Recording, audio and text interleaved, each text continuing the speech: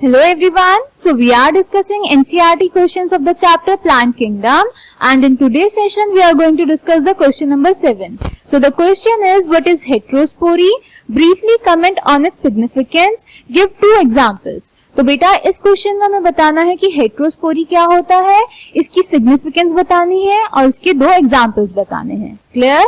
So let's check the answer. तो बेटा heterospory का मतलब होता है 2 डिफरेंट टाइप के स्पोर्स प्रोड्यूस करना. एक स्मॉल स्पोर जिसको माइक्रोस्पोर बोलेंगे और एक लार्ज स्पोर जिसको मैक्रोस्पोर या फिर मेगास्पोर बोलेंगे.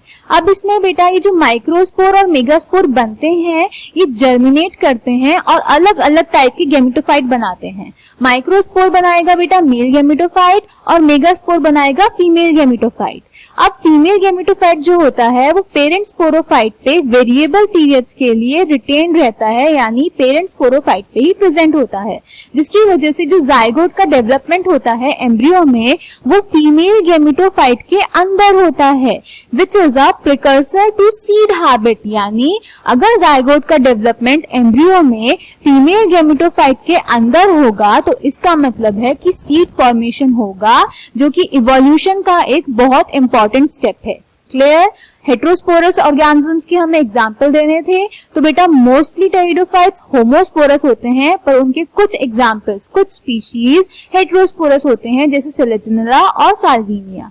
ऐसे ही हमारे जिम्नोस्पर्म्स और एंजियोस्पर्म्स ये तो सभी हेट्रोस्पोरस होते हैं, यानी हेट्रोस्पोरी शो करते हैं. Clear? So answer number 7 is heterospory is the production of 2 different types of spores, that is microspores which are small and macrospores which are large. The megaspores and microspores germinate and give rise to female and male gametophytes respectively. The female gametophytes in these plants are retained on the parent sporophytes for variable periods. The development of the zygotes into young embryos takes place within the female gametophytes. This event is a precursor to the seed habit, considered an important step in evolution. Thus, heterospory is important for the production of seeds. Clear? Examples: Selaginella and Salvinia, gymnosperms and angiosperms. So I hope this question is clear to you. Thank you.